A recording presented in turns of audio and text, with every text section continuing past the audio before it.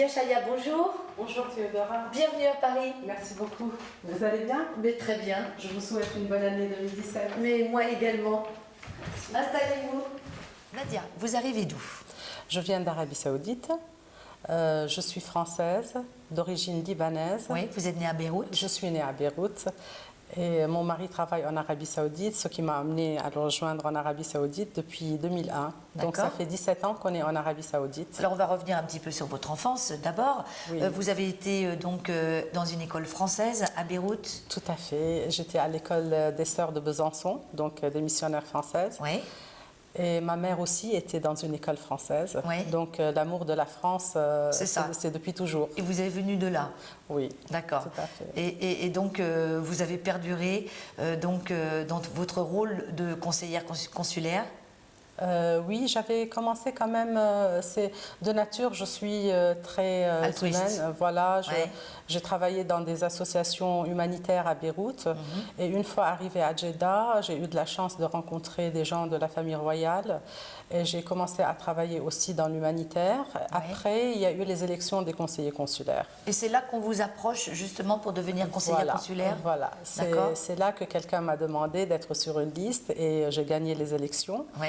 Et ça me convient parfaitement parce que vraiment c'est le rôle que je faisais depuis toujours, mais là c'est surtout pour la communauté française. Oui, et puis là vous êtes vraiment un lien entre les Français, la famille royale, et donc vous arrivez quand même à déclencher c'est beaucoup plus facile pour aider les gens. Il faut dire heureusement que les Français qui arrivent en Arabie Saoudite, ils arrivent avec de très bons contrats.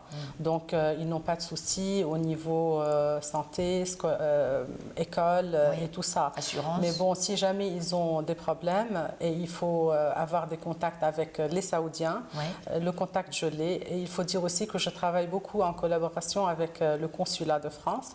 Je suis en très bon terme avec monsieur le consul général, monsieur Nicoloso, qui est exceptionnel. Et donc on travaille en groupe et en équipe. Alors vous avez donc la circonscription du Yémen et celle du Jeddah. Est-ce que vous pouvez nous dire s'il reste encore beaucoup de Français au Yémen? Au Yémen, malheureusement, la guerre s'est déclenchée juste au début de notre mandat. Donc les Français sont partis du Yémen. Quand même, il en reste un tout petit peu. Je suis en contact avec eux, mais ils sont d'origine yéménite. Et c'est eux qui ont choisi de rester au Yémen. Donc pour le Yémen, on ne s'occupe pas beaucoup. Je reste juste en contact avec eux au cas de besoin. Par contre, en Arabie Saoudite, je fais toute la circonscription ouest, c'est-à-dire Jeddah, Médine et Khamis Mchait. J'ai été même à Khamis Mchait, qui est dans le sud de l'Arabie Saoudite, à la frontière du Yémen. Et Jeddah et Médine, ça représente à peu près combien de Français à l'étranger? 3000 Français. 3000, donc c'est quand même une grande circonscription. C'est une grande circonscription. Et vous êtes combien? Vous vous occupez d'eux? Vous êtes toute seule ou... Nous sommes 3 conseillers consulaires, quand même. On a été élus 2 sur ma liste et une de la liste opposante, mais on est en bon terme quand même. Ça c'est bien.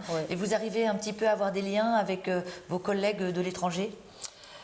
J'ai commencé quand même depuis 2014 à venir à la session AFE. Et ça m'a beaucoup aidé pour créer des liens. Et maintenant, je suis en très bon contact avec pas mal de conseillers consulaires dans le monde entier. Eh oui, donc c'est vraiment un plus, hein, l'association. L'échange est très très important. Et je crois que grâce aux réseaux sociaux, aux médias, à l'association, vous arrivez quand même maintenant à partager des choses et à vous entraider. Tout à fait. Et il faut dire une chose, que je suis très proche aussi des sénateurs des Français de l'étranger et du député de notre 10e circonscription. D'accord. Donc ça aussi, ça aide beaucoup. Quand on a un problème sur place, je les contacte directement, ou bien quand ils ont un problème pour revenir s'installer en France, ça aussi, je les contacte et je travaille toujours en équipe. D'accord. Ça a toujours été comme ça. Alors là, vous préparez les élections, c'est dans quelques mois, c'est en septembre. Comment vous vous préparez à cette élection ? Alors, en Arabie Saoudite, c'est un peu difficile parce que c'est un pays quand même réservé. On n'a pas le droit d'avoir des associations, de faire des élections et tout ça. Certainement, on le fait, mais à notre façon et discrètement. D'accord. Oui. Ouais. Mais on s'affiche pas. Ouais. On peut pas s'afficher. Bien sûr.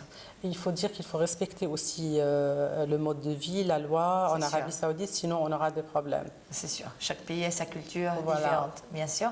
Et vous avez un projet qui vous tient à cœur, dont vous aimeriez parler à tout le monde, à vos collègues, aux Français?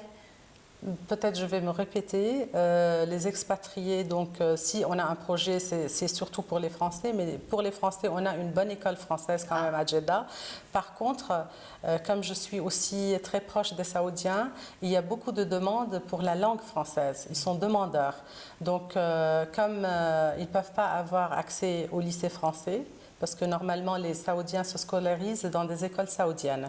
Ils n'ont pas le droit d'aller dans des écoles internationales.